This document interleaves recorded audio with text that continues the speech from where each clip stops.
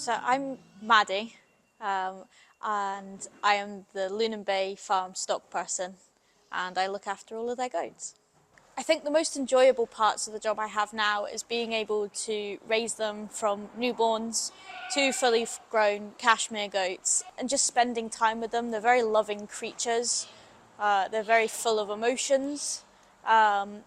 They do know what's going on and they pick up on when I'm stressed or sad, and it's just a daily comfort to be able to come in and be with them.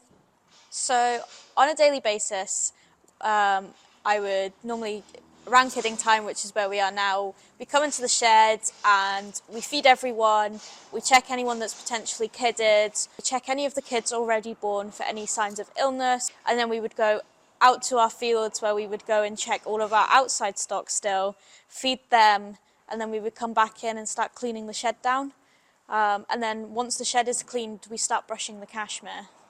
So I was an RAF kid growing up, so I moved a lot, and it was at our last move to England that we got horses, and when we were on the livery yard, a lady had a small flock of sheep, which she would let me help with, and from that point on, a love was born for livestock, for sheep.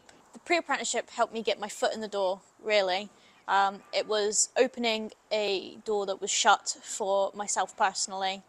And over the past 4 years, it has been able to help me contact new people, as Ringlink is still very open.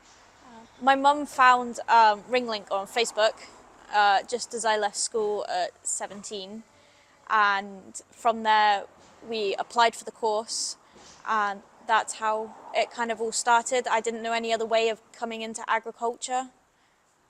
I did my pre-apprenticeship with James Porter at his farm in the strawberry tunnels. It wasn't exactly what I wanted to do. I wanted to go into livestock, but it was kind of just a persistence thing. If I kept on at it, I knew I would end up where I wanted to be.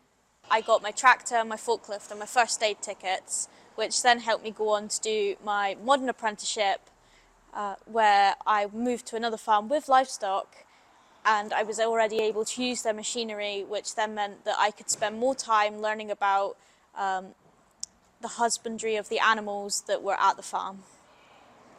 Last December, I decided that I was in a place where I could start my own flock. And when we brushed the cashmere here, we were actually buying in wool to mix with the cashmere. And so I decided that I would buy a breed of sheep that would be able to use the fibre to mix with the cashmere here, and it could all be single estate.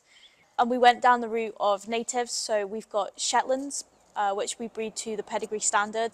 And from there, we've actually branched out into rare breeds, which I've now decided that I want to stay with the native and rare breed species and be able to produce fibre and meat to be able to show the fact that they have a role within our economy.